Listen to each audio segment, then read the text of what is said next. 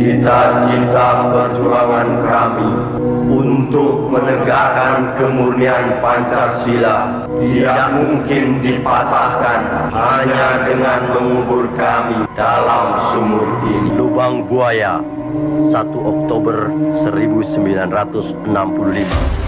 Pada hari Kamis tanggal 30 September 1965, di Ibu Kota Republik Indonesia, Jakarta, telah terjadi gerakan militer dalam Angkatan Darat. Buka pintunya, cepat Jenderal! Buka! Ancam kalian! Penderitaan itu pedih, Jenderal. Pedih!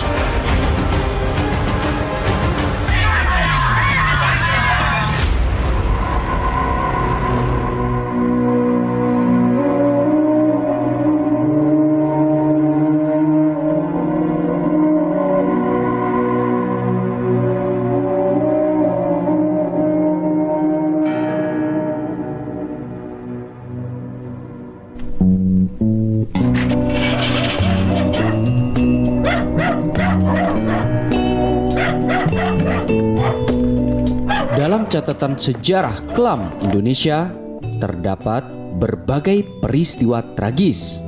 Salah satunya yakni tragedi berdarah Gerakan 30 September atau G30S yang terjadi pada tahun 1965.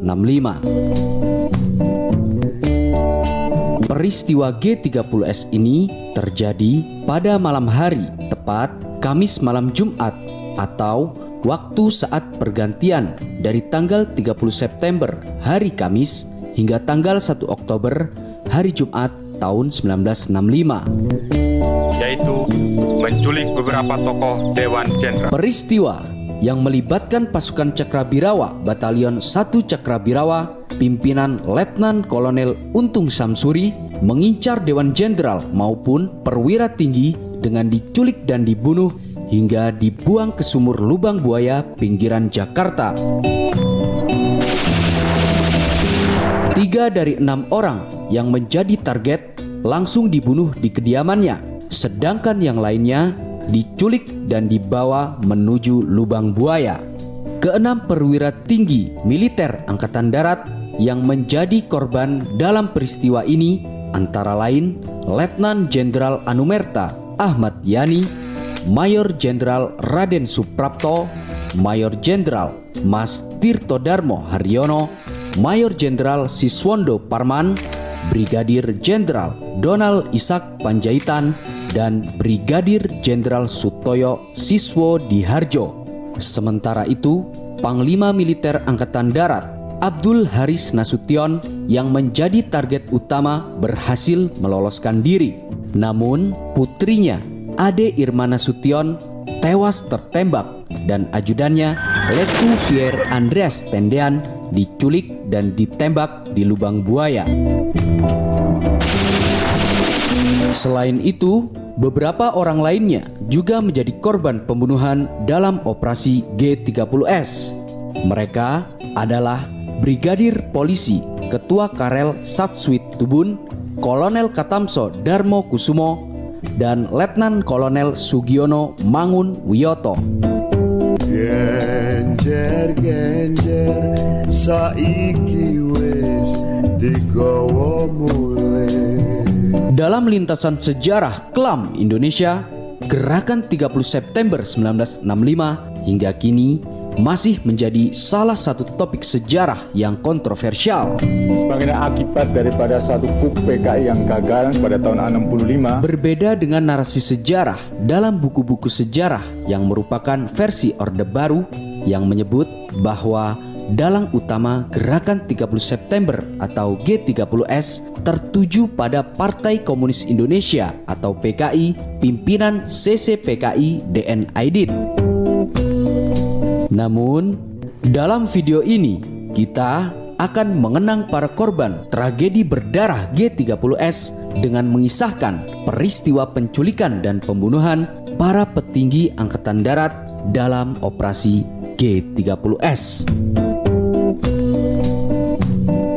Genjer genjer nong kedoan batik keleler. Genjer genjer genjer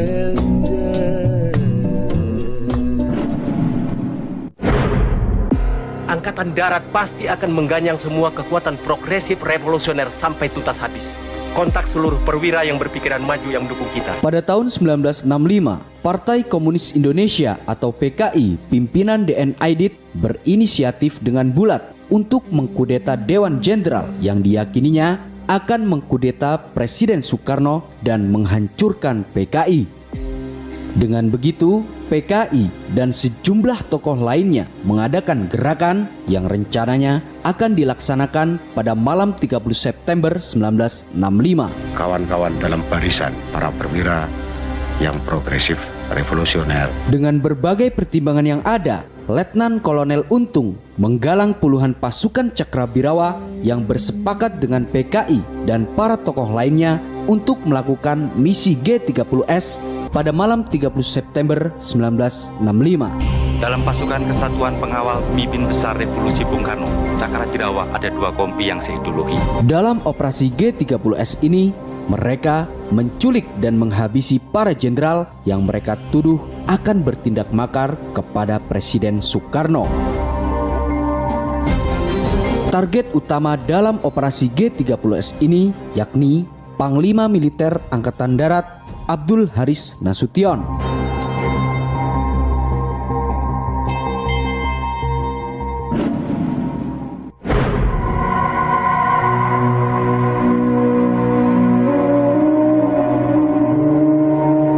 Oktober 1965 pada pukul 04.00 waktu Indonesia Barat, Letnan Arif yang memimpin pasukan yang ditugaskan untuk menangkap Nasution datang ke rumah Nasution dengan membawa pasukan sebanyak 4 truk dan 2 mobil militer yang mendobrak rumah Nasution. Tidak lama kemudian, sontak Ade Irma yang juga berada di kamar Nasution ikut terbangun. Dalam peristiwa ini, Nasution berhasil meloloskan diri dari ancaman yang mengancam nyawanya dengan melompat dinding di belakang rumahnya yang berbatasan dengan kantor kedutaan Irak. Namun, dalam peristiwa naas tersebut, Ade Irma Suryani, putri Nasution yang berusia 5 tahun, tewas tertembak di punggungnya. Di sisi lain, ajudan Nasution yang bernama Pierre Tendean yang mencoba menyelamatkan Nasution dari ancaman pasukan Cakrabirawa, justru ia mengaku sebagai Nasution dan pada akhirnya ia juga ikut tertangkap oleh pasukan Cakrabirawa. Bahkan ia ikut terbunuh di lubang buaya. Selain Abdul Haris Nasution yang menjadi target, kediaman Letnan Jenderal Anumerta Ahmad Yani juga menjadi target penculikan pasukan Cakrabirawa.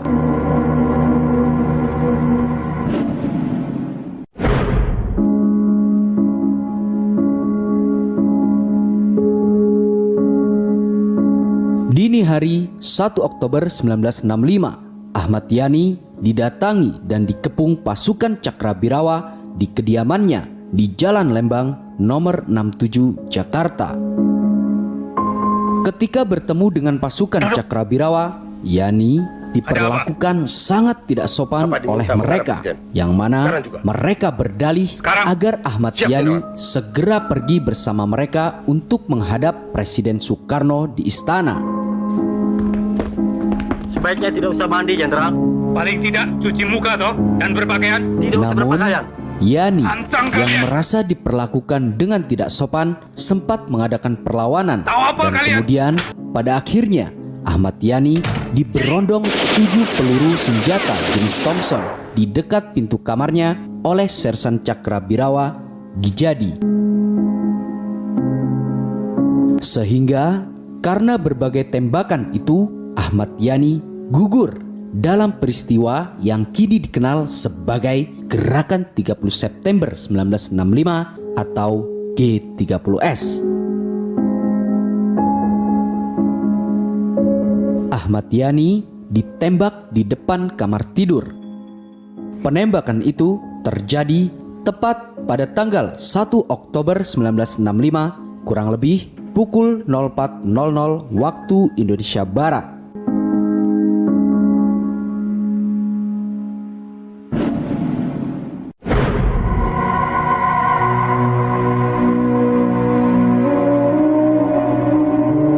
Dalam operasi G30S di tempat lain, pasukan Cakrabirawa juga menyelinap di rumah Mayor Jenderal Siswondo Parman di Jalan Samsurizal nomor 32 Menteng, Jakarta Kamu Pusat. Yanto ya? Siapa? Maijen S. Parman diminta untuk menghadap Presiden Soekarno dengan dalih negara dalam keadaan darurat.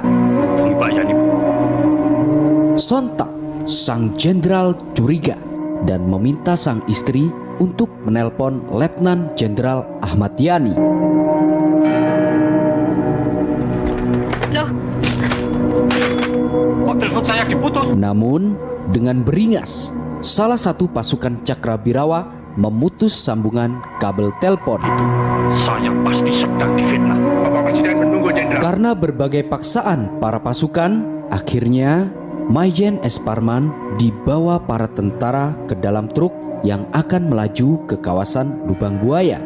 Hingga pada akhirnya Maijen S. Parman dihabisi di Lubang Buaya dengan para jenderal lainnya.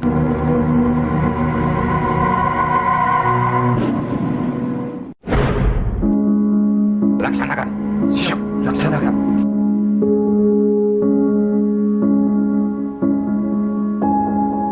Dalam operasi G30S di tempat lain, 3 truk tentara berlari menuju pintu rumah Mayor Jenderal Mas Tirto Darmo Haryono di Jalan Prambanan, Menteng, Jakarta.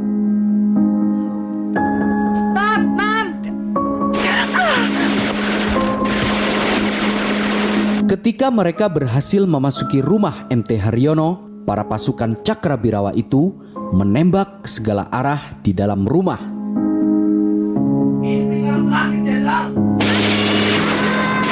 Karena keributan dan kegaduhan itu, tidak lama kemudian MT Haryono dengan sembunyi-sembunyi merebut salah satu senjatanya.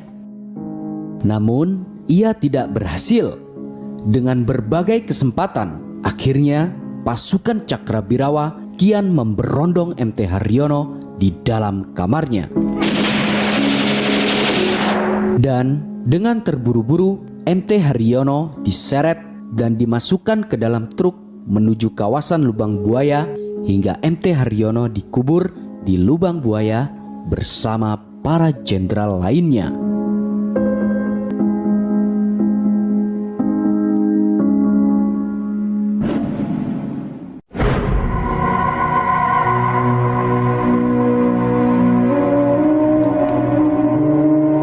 Dalam operasi G30S, dini hari 1 Oktober 1965, pasukan Cakrabirawa berlari menuju rumah Brigadir Jenderal Sutoyo Siswodiharjo.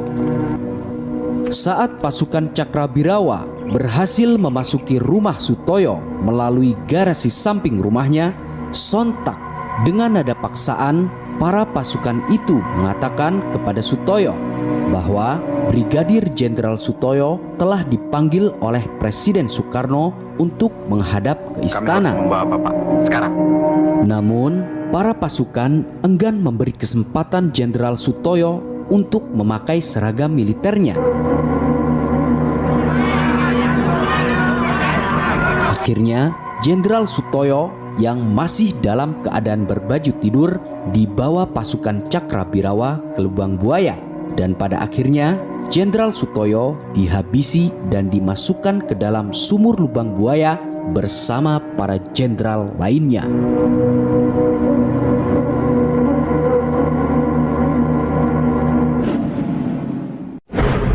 Terkenang Nyonya. Dalam operasi G30S, rencana penculikan pasukan Cakrabirawa juga dialamatkan kepada Brigadir Jenderal Donald Ishak Panjaitan. Dini hari 1 Oktober 1965, pasukan Cakrabirawa berlari menuju rumah Jenderal DI Panjaitan di Jalan Hasanuddin, Kebayoran Baru, Jakarta Utara.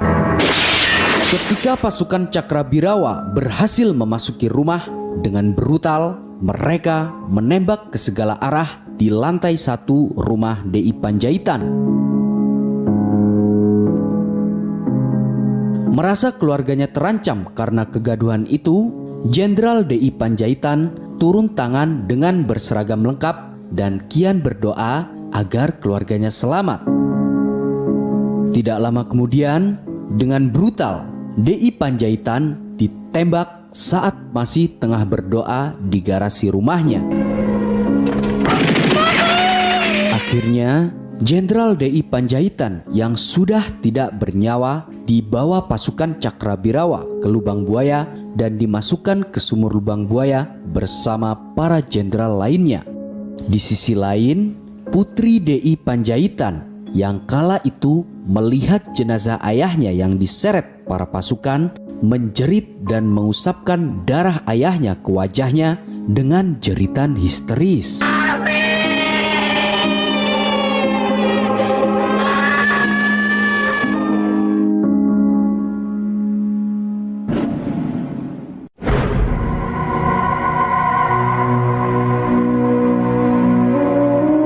Dalam operasi G30S, rencana penculikan pasukan Cakrabirawa juga dialamatkan kepada Mayor Jenderal Raden Suprapto.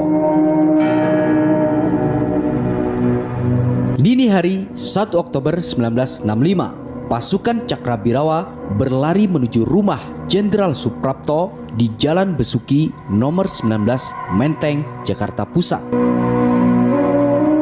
Situasi gawat, Jenderal. Bapak Presiden menunggu di istana. Ketika pasukan Cakrabirawa berhasil memasuki rumahnya, mereka meminta untuk menghadap kepada Presiden Soekarno. Tanpa curiga, Suprapto kembali ke kamar untuk berganti pakaian.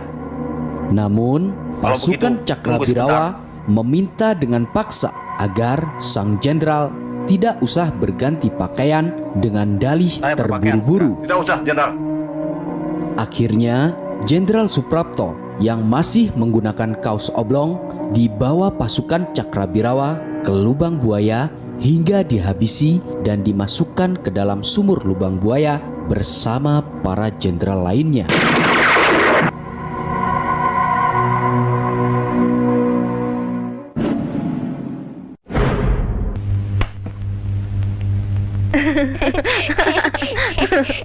Kompir bisa baca surat dalam gelap.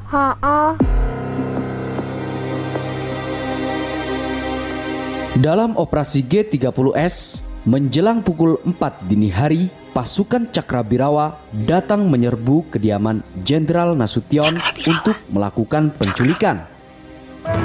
Ade Irma yang juga berada di kamar Nasution ikut terbangun. Saat keributan terjadi, Ade Irma terkena tembakan dari pasukan Cakrabirawa.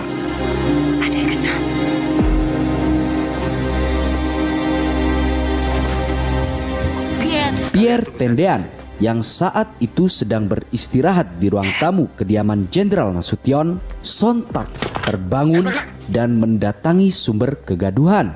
Ia langsung disambut dengan todongan senapan oleh pasukan Cakrabirawa. Di saat bersamaan, Jenderal Abdul Haris Nasution yang tertembak kakinya menyelamatkan diri dari buruan tentara yang hendak menculiknya dengan melompat tembok belakang rumahnya. Kala itu, Pierre Tendean diduga oleh pasukan Cakrabirawa sebagai Jenderal Nasution. Tidak lama kemudian, Pierre memberikan kode kepada keluarganya agar tetap di sana. Otomatis, Pierre Tendean mengorbankan dirinya dengan mengaku sebagai Abdul Haris Nasution yang telah diincar oleh pasukan Cakrabirawa, dan pada akhirnya Pierre Tendean langsung diculik dan dibawa ke lubang buaya. Perlu diketahui, aksi Pierre Tendean saat itu adalah mengulur waktu agar nyawa keluarga Abdul Haris Nasution, terutama Jenderal Nasution, terselamatkan. Mana Nasution? Jawab! Mana? Tidak lama setelah Pierre Tendean mengaku sebagai Nasution, pada dini hari 1 Oktober 1965, Pierre Tendean dibawa pasukan yang ditugaskan menculik Jenderal Nasution ke kawasan Lubang Buaya, Jakarta Timur. Di sana, Pierre Tendean disuruh berjongkok dan kemudian ditembak sebanyak 4 kali dari belakang. Akhirnya Kapten Pierre Tendian pun gugur. Dia memilih gugur untuk mengorbankan dirinya untuk menyelamatkan Jenderal Abdul Haris Nasution.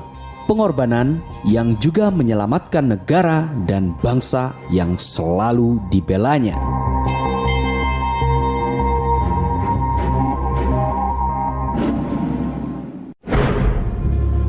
Pada hari Kamis tanggal 30 September 1965, di Ibu Kota Republik Indonesia, Jakarta, telah terjadi gerakan militer dalam Angkatan Darat.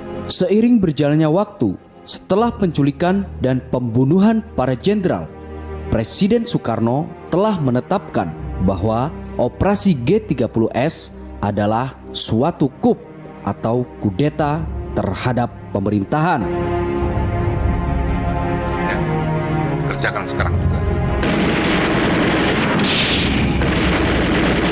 Dengan berbagai upaya yang dilakukan oleh Jenderal Soeharto beserta pasukannya kian mengepung dan memberantas pasukan Cakrabirawa yang terlibat G30S. Dan dengan berbagai saksi dan informasi yang ada, akhirnya pada tanggal 4 Oktober 1965 atau 3 hari setelah kejadian tragis, ditemukanlah jenazah korban G30S di lubang buaya dalam keadaan semuanya tidak bernyawa.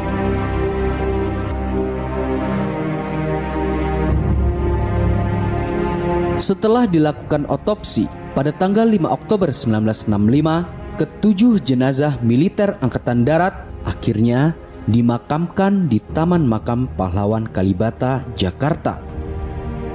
Bertepatan dengan hari ulang tahun ABRI ke-20, 7 perwira tinggi militer Angkatan Darat yang gugur dalam peristiwa Gerakan 30 September 1965 ini akhirnya dianugerahi gelar sebagai pahlawan revolusi. Namun, sebenarnya masih ada 3 korban lainnya yang juga turut dibunuh para pasukan Cakrabirawa dalam rentetan peristiwa G30S. Meskipun jasad mereka tidak turut dibuang dalam sumur yang sama dengan ketujuh jasad perwira militer, mereka juga turut mengorbankan nyawanya demi menyelamatkan negara dan bangsa yang selalu dibelanya. Mereka adalah Aibda KS Tubun, Brigjen Katamso, dan Kolonel Sugiono.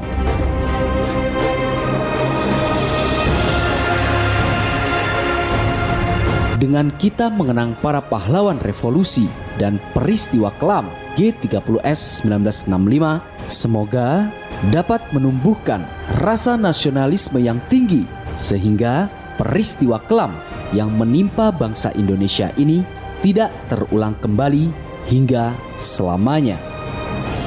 Teruslah mengingat dan mengenang para pahlawan bangsa ini yang merelakan segalanya demi memperjuangkan dan mempertahankan kemerdekaan Indonesia, dan teruskanlah kisah perjuangan para pahlawan ini kepada anak cucu kita nanti, karena bangsa yang besar adalah bangsa yang mengenang jasa para pahlawannya. Salam Mata Hati Pemuda, salam Jas Merah.